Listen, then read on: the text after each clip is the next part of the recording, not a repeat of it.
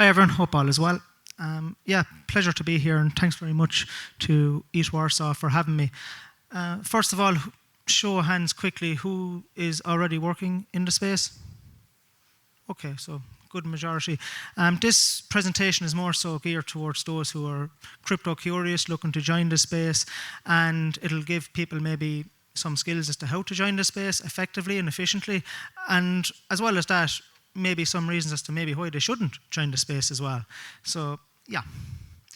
So a bit about myself, working in the industry now for almost 5 years now. Worked with a lot of different projects from L1s, market makers, exchanges, a bit of everything. And yeah, just a few tips. If you're to take maybe 2 pieces of advice from this particular talk is to understand that your best recruiter is you and your net worth is your net worth. So yeah, what I mean by that is effectively always be connecting. So again, nobody will give you a job in this industry because you say you're passionate. You need to prove it, demonstrate proof of interest, and I'll touch a bit more on that later. So yeah, I love this quote by Albert Einstein. Insanity is doing the same thing over and over again and expecting different results. And what I mean by that is job boards. So Coinbase, for example, are on track to receive 1.5 million applications this year alone.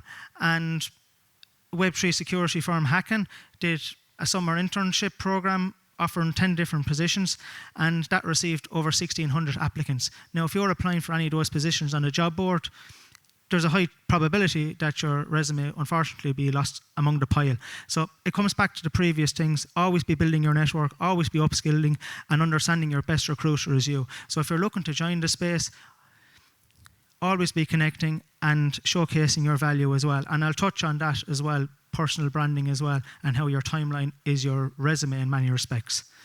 So yeah, why join this industry? So opportunities are abundant, and we're at the blockchain tech is going to revolutionize all aspects of society. So I do believe that even by being here, you're on the cusp of, you're ahead of the curve effectively.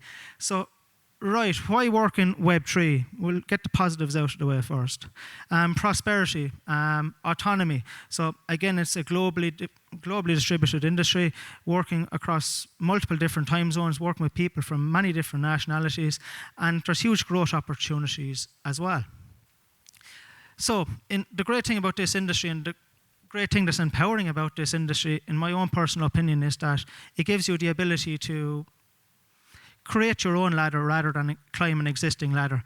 And a lot of people working in this space are working on something that they believe is much greater than themselves, rather than working for a corporate machine 9 to 5. Yeah. And again, you can also do very well if you get into a good project early, because a lot of projects like to share in the successes of that project. So if you join early, you could be on a good vesting schedule and do extremely well from it. Salaries, generally speaking, I would say salaries in Web3 are a lot higher than in Web2. That's not so much the case maybe if you're located in New York or Zurich or a high-cost location, but generally speaking, I would say across the board, salaries are much better in Web2. And the culture is amazing. It's fun and impactful. You get to oftentimes go to amazing events, meet amazing people like these, but also you're working in a fun environment, a lot of people that want to proactively change the world for the better. And lastly, reinvention. So I've seen over the last number of years, developers turn marketers, marketers turn developers, scientists turn into BD professionals. There is a great opportunity for people stuck in their quote-unquote Web2 job to completely reinvent themselves. And yeah, so yeah, typical me, Web3 it's an amazing industry to work in, but also it can have some negative connotations as well. So one thing is job security. So again, if you're looking for job security, you can find another industry because you're definitely not going to get it in this space. Sorry to disappoint you. And yeah, common complaints with regards to job seekers working in the industry as well is that the interview processes can be typically very long. Some projects can use interview process, unfortunately, as a means of getting free consultancy, which obviously isn't right.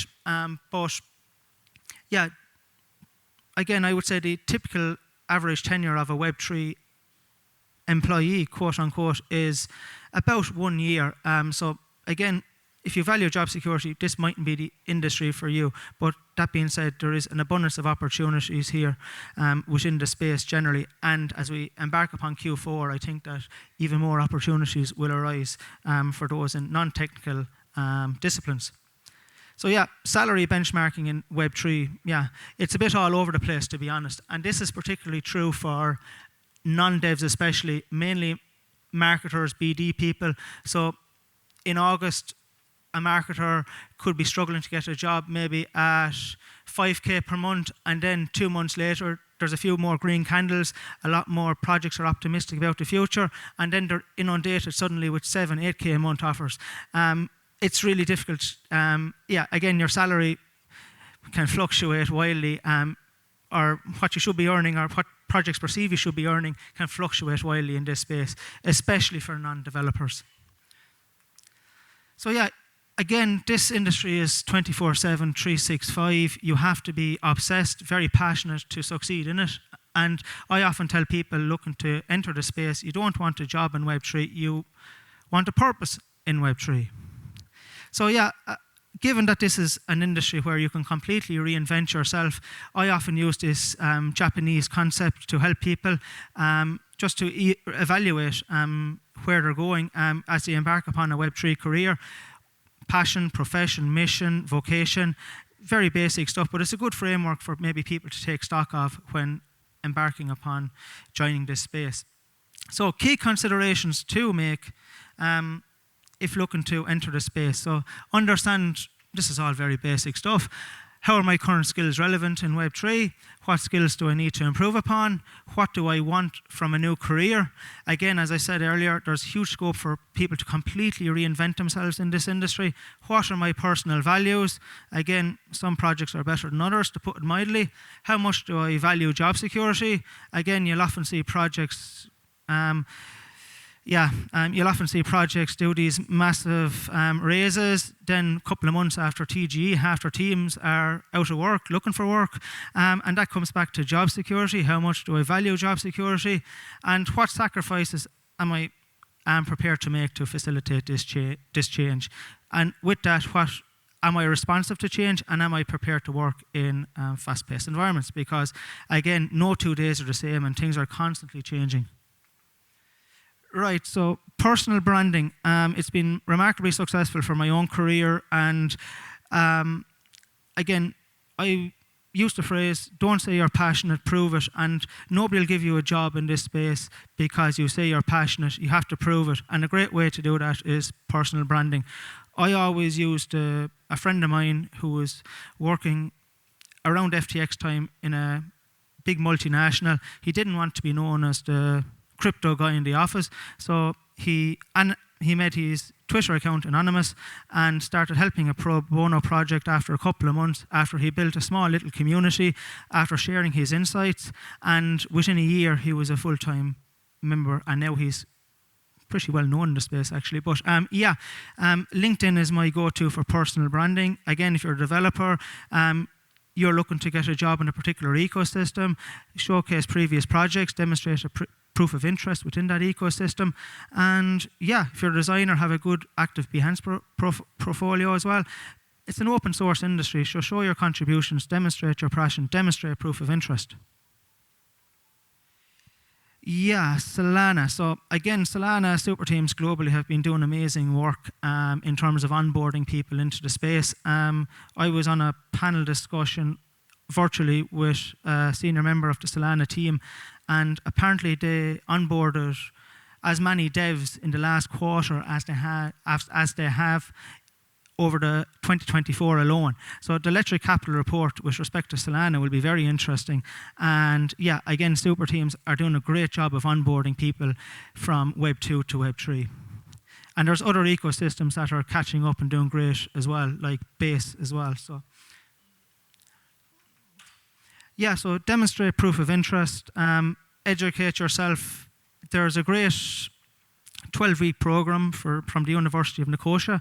The next onboarding is actually this month, and it's a good high-level overview for people looking to join the space. And yeah, you get a certificate of completion on the Bitcoin blockchain afterwards. There's a ton of free good courses on Udemy, for example, as well. Other courses then if you're interested in security, like Cypher and Updraft. And yeah, proof of interest, demonstrate have a Web3 portfolio, whether it's a GitHub, Behance, whatever, your skill set.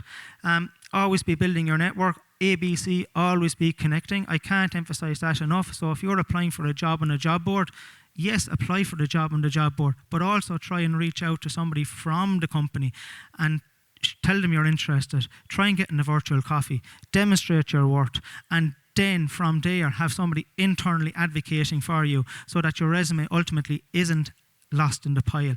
And again, I can't emphasize this enough. A good referral in this space cannot be understated. I would say that around 90% of jobs within this industry are filled via word of mouth. So again, ABC, always be connecting. Build your personal brand, participate in DAO societies, etc. Start your own pet project as well. Again, going back to Solana super teams, great for that.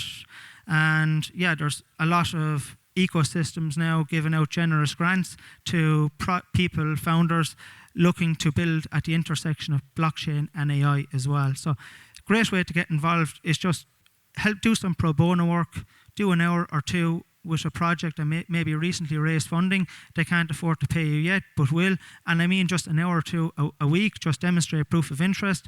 And with that, you'll be able to demonstrate to future employers that one, you're interested, and two, you have a relatively good understanding of Web3 culture, because the working culture that this industry presents, it has to be, it's a lived experience. You can't explain it really on a textbook.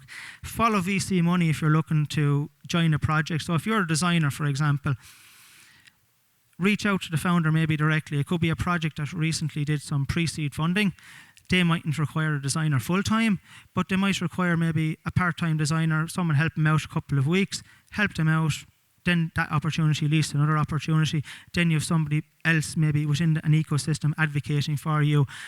Yeah, so participate in hackathons, yeah, attend or organize meetups as well. So yeah, ecosystem targeted networking. I think this is a great hack for anyone looking to join into the space full time. So whether it's just identify an ecosystem that you're interested in, because projects like to hire people who have shown an interest in their ecosystem.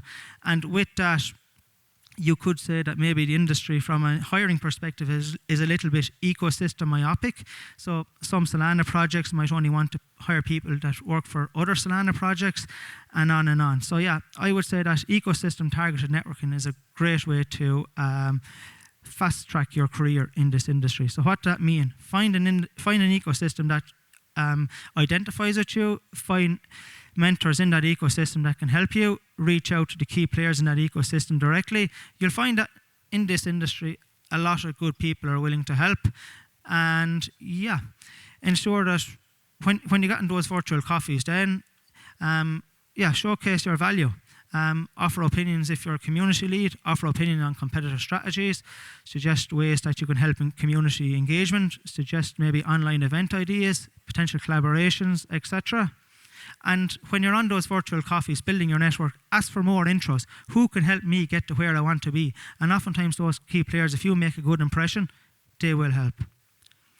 So yeah, again, stress that you're willing to work a few hours a week pro bono. Chances are maybe if you reach out to, for example, a head of grants at an ecosystem, they'll surely know some project looking for an extra pair of hands. Start helping them out, build your credibility in that ecosystem, and ultimately that will fast track your career in that ecosystem, and then that will fast track your career in the industry, generally speaking. So yeah, again, I asked a developer last year for a LinkedIn post, what tips would you give to an aspiring DevRel?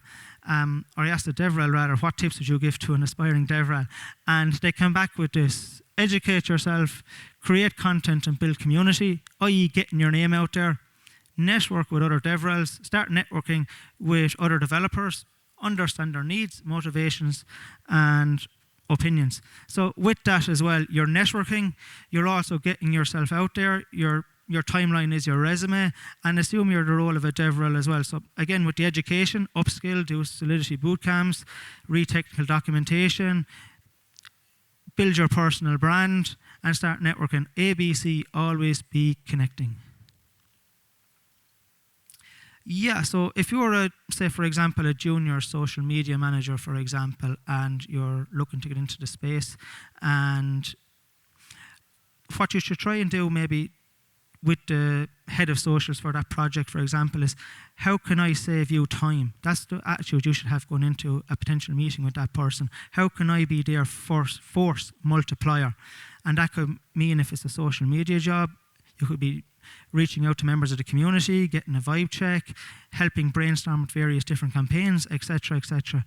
So that's a great tip for maybe somebody looking to get into the space that hasn't much experience, looking to get experience.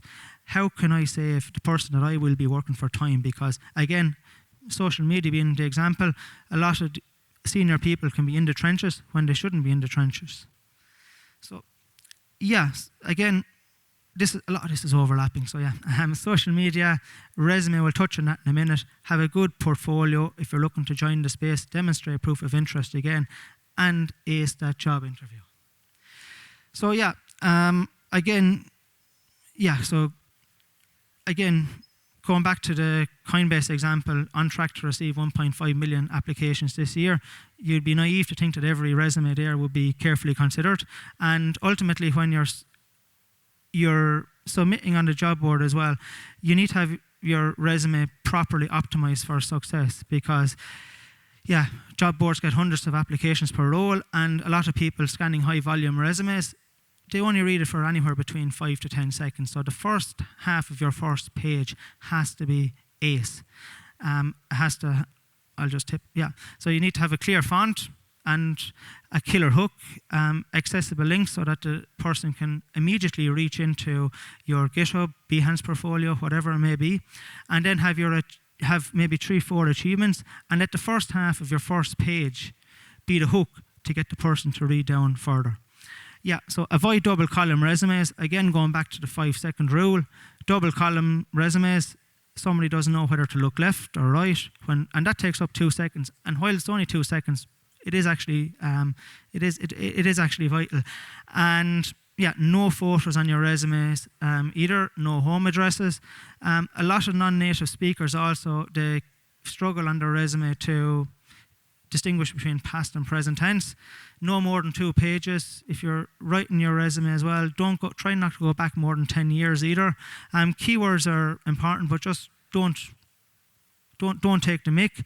And the most vital thing is, when you're framing your experiences, frame them as achievements rather than basic duties. So you want the interviewer at the interview to ask you, how did you do this? Not what did you do? Yeah, so yeah, very basic stuff. But with respect to situation, tasks, action, result, I'd like to focus on that for a second, because that's the best way to prepare for interviews. So what I always recommend people that may be struggling with interviews, and back when I worked in Web2, for example, I wasn't a great interview person myself, but what really helped me was competency-based questions. Print out a list of competency-based questions, and it'll make you think about your previous experiences in ways you can't imagine, and practice answering those questions aloud.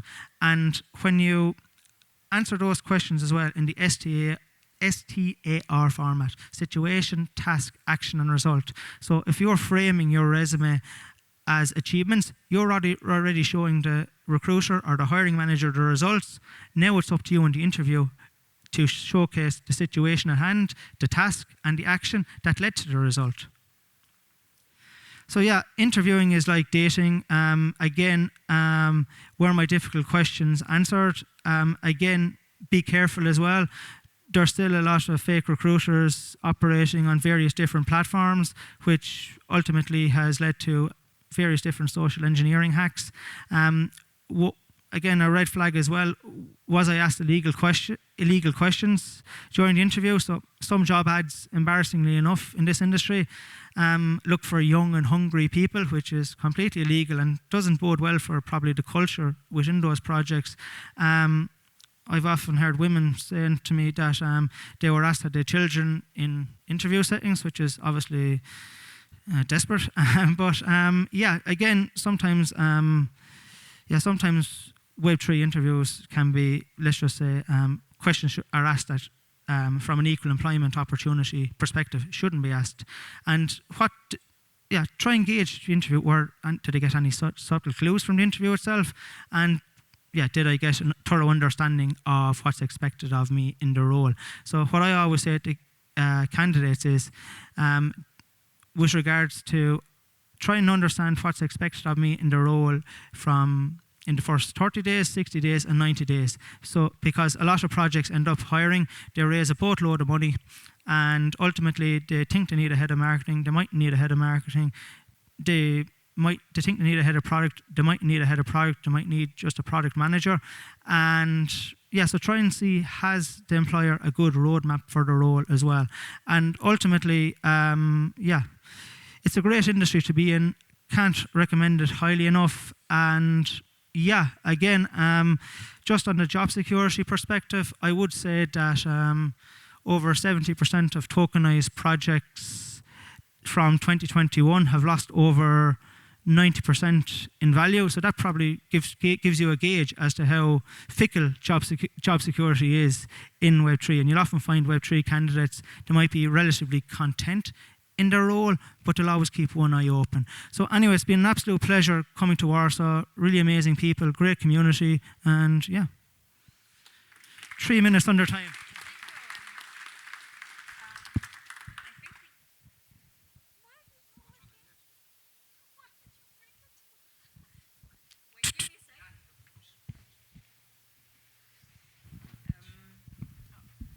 Okay. Owen, we still have some time for questions. Do we have any questions from the audience? So Owen, thank you very much for the talk. I think it's really helpful for the community. Quick question. You did mention the salary chart, etc. As you probably know, there was this kind of, drama or thing on crypto Twitter recently about CMOs earning 400K a year annually with 1.5% equity. Some people say it's fake, some people not. Bullshit. Okay. But okay, so curious. So but what's the high range on this? Like, how far was that? So you're asking me for benchmarking on CMO roles. Yeah. Okay, so that's a great question, and one that I can't define. And where does that bullshit came from, if you know, if you have any details? So there is roles out there, albeit very, very rare. I'd say less than 1% of head of marketing CMO roles within this industry do offer that amount of money, but they are exceedingly rare. And again, that was a bullshit tweet, to be honest. But it depends really. It's a globally distributed industry, and salary data can be very hard to determine in various different disciplines. It's much easier for example, for a protocol engineering role, but for marketing, it depends what arenas they want to be more active in, what verticals they want to be active in. Again, you can find CMOs from anywhere from 100K to 200K. I would say that's typically the range. And again, going back to the graph as well, you'll find that it's a weird one, because in 2021 there was marketers that were, say, earning 150K no problem, but the problem was that they were only in the role for 3 months. They no longer needed marketing, retail went away, and ultimately those same people were happy to work for, say, 100K or even less. So again, it's a wild industry, and I do have sympathy for marketers in that perspective, because they're probably the first in the firing line in many cases. I actually have another question. So I think there's I've been on both sides of that debate. Do you think it is important where you apply for the job from? So is your location important, especially when you look at the salary component? So being both the employee and the employer, I've been faced with a task such as, do you have global salary brackets, or do you localize your salaries? What's your take on that? That's a fantastic question as well, and I would say that So in 2021, when things were absolutely booming, generally speaking, it didn't matter where one was from, as long as the person had the skills and had good experience. However, that's changed in recent years.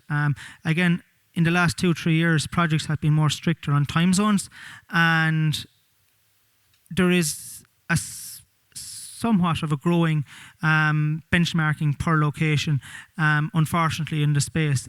That being said, of course, again, most projects are fair in that they will pay as per skills. However, for example, what I would say to that effect is trying to best word it here. What I'm trying to say is basically there is a growing number of projects in the space that we're not paying X for somebody from Y, and unfortunately that is the case. But it's not. It's the exception rather than the norm still, thankfully. And sometimes it can work as an advantage for me as a headhunter as well. I won't lie, because oftentimes I get mandates that say, "Owen, we're not paying US salaries," and what that typically means is, it's a phrase I've heard a lot. So what's been great about hiring in Eastern Europe and the Balkans especially devs, is that I can find top-class back-end engineers, very good protocol engineers that wouldn't command as high a salary as, say, US developers or Switzerland developers. So, but of course, I'm all in favour of equal work, equal pay for equal work, So startups are still looking for cheap labor in Central Eastern Europe?